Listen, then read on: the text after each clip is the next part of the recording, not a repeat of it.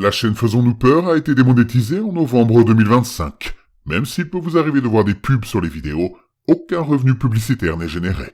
N'ayez pas peur de soutenir la chaîne à travers des donations ponctuelles, mensuelles ou des achats de très longues narrations sur le site Buy Me a Coffee. Votre soutien est essentiel pour l'avenir de la chaîne.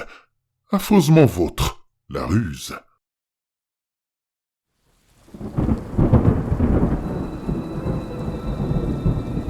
Attention, le contenu de cette vidéo peut heurter la sensibilité des plus jeunes. Vous êtes prévenus.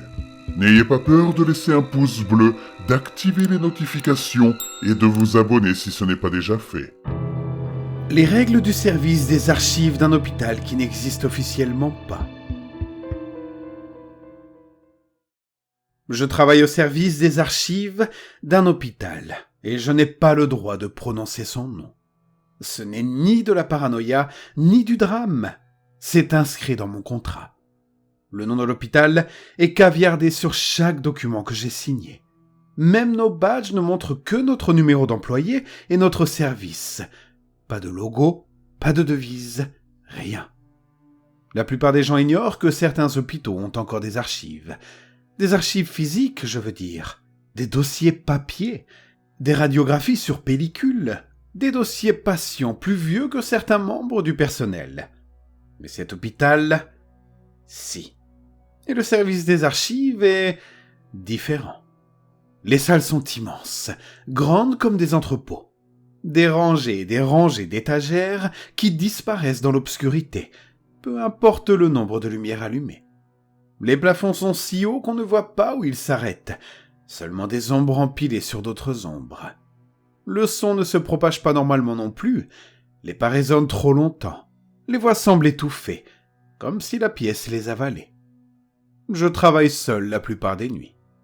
Mon box se trouve en plein milieu de la salle d'archives C.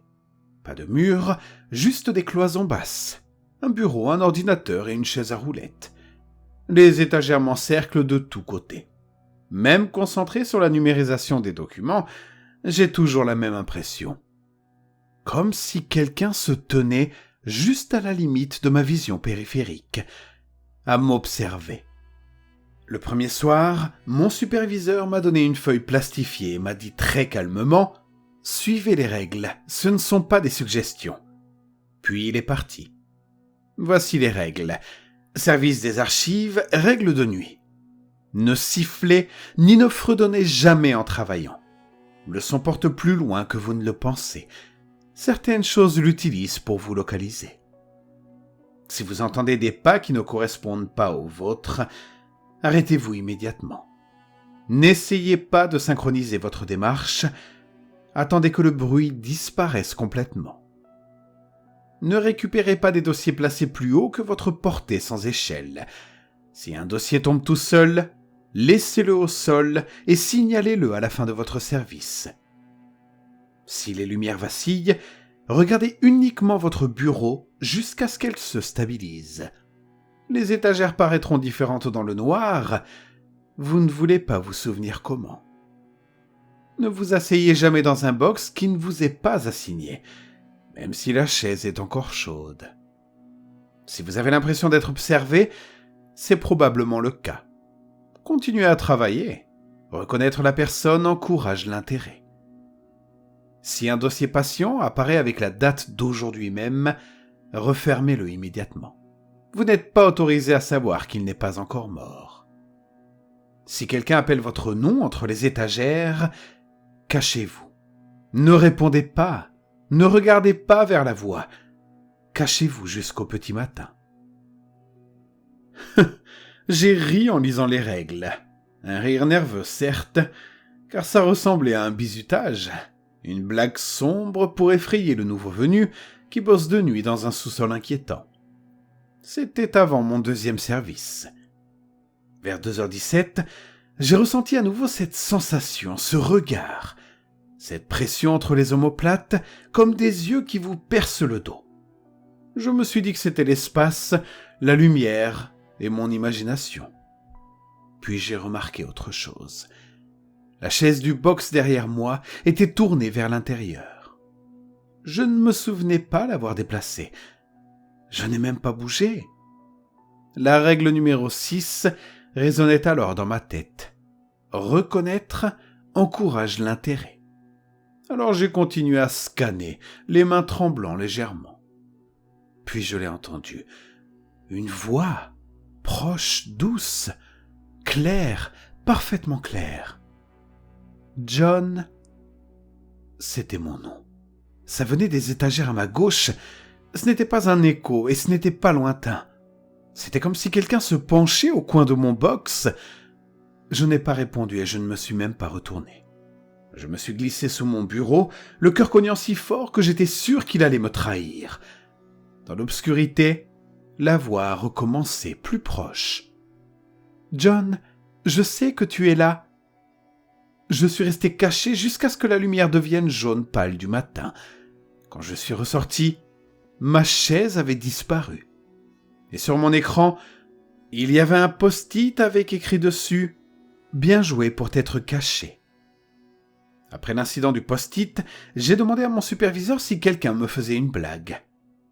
Il n'a pas ri, il ne m'a pas posé de questions, il m'a juste regardé longuement puis a dit « Est-ce qu'il a prononcé ton nom correctement ?»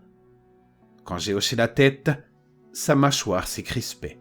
« C'est bien, » a-t-il dit. « Ça veut dire que ça apprend encore. » Je n'ai pas dormi après ça. La nuit suivante, une page plastifiée supplémentaire était affichée à côté des règles. Addendum en vigueur immédiatement. Ça aurait dû être mon premier avertissement.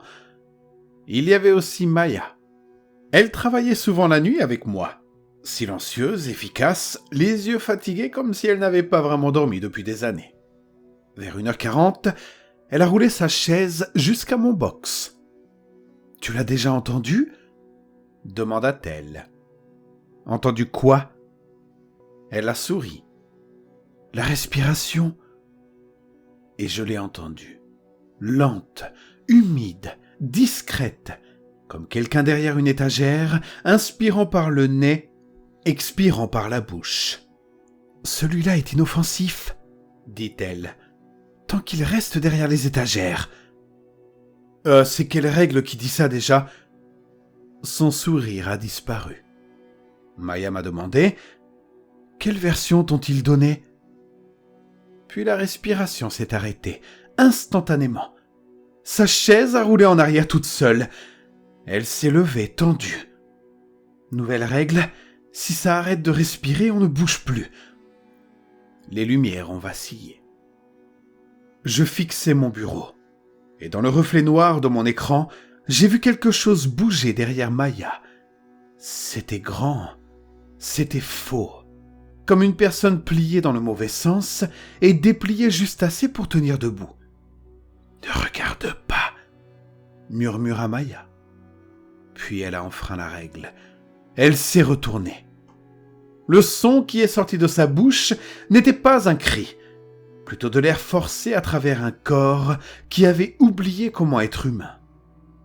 Les lumières se sont éteintes, et quand elles se sont rallumées, Maya avait disparu. Pas de sang, pas de traces, juste son badge au sol. À sa place, une phrase manuscrite. « Ne t'assieds jamais dans le box de Maya, il pense que la pièce est vacante. » Et en dessous, un nouveau post-it. « Tu fais mieux qu'elle. » Les nuits suivantes ont empiré. Un dossier est apparu sur mon bureau, avec mon propre nom. À l'intérieur, des photos de mon enfance, de ma chambre, de ma rue, de mon box, toutes vues de derrière moi. Quelque chose a ensuite coulé sur ma nuque. Je n'ai pas essuyé.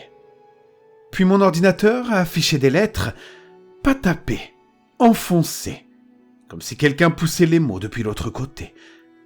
Je me suis caché sous le bureau et quelque chose s'est assis dans ma chaise. Je pouvais le sentir et sentir son odeur. Vieux papier, métal, quelque chose de sucré et pourri. Puis j'ai entendu ma propre voix. « John, John, John, John, John. » ce n'était pas pour m'appeler, c'était pour s'exercer. Et les règles ont commencé à disparaître. Elles ont été remplacées, réécrites, et la dernière phrase affichée un soir était « Se cacher n'est plus garanti ».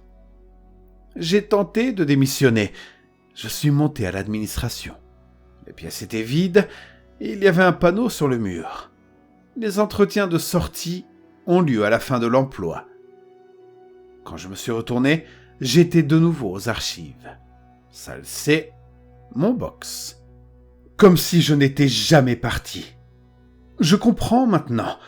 Les archives ne servent pas à stocker. Elles servent à contenir. Les disparus ne sont pas tués, ils sont classés, préservés, étiquetés. C'était pertinent. La dernière règle n'était pas destinée au Père Noël, elle était destinée aux témoins. Les étagères ont cessé de faire semblant d'être des étagères et elles se sont penchées. Mon ordinateur affichait « Statut de l'archive incomplète » avec une vue en direct de mon box. Moi déjà dedans. Puis les voix ont commencé à appeler des noms. Pas en criant, mais doucement, comme des infirmières réveillant un patient. Ma mère, Maya, moi, les règles se sont barrées une à une sur nos feuilles. Puis la dernière est apparue. Je ne me suis pas retourné. Je me suis caché. Quelque chose a glissé sous le bureau, mais pas pour me saisir, pour m'indexer. Tracer mes côtes, compter mes respirations. « Tu étais un si bon contenant !» dit la voix. Les étagères se sont refermées. J'ai entendu des pas dans la précipitation. Avec méthode. Et je n'ai pas été tué. J'ai été aplati, préservé, classé. Si vous lisez ceci et que la pièce semble trop silencieuse, si l'obscurité derrière vous paraît occupée, si votre propre nom vous semble soudain très présent dans votre tête, cachez-vous. Ne répondez pas. Et si quelque chose vous appelle encore, n'écoutez plus mon histoire. Les archives ne perdent pas de dossier. Elles attendent simplement que vous finissiez de lire.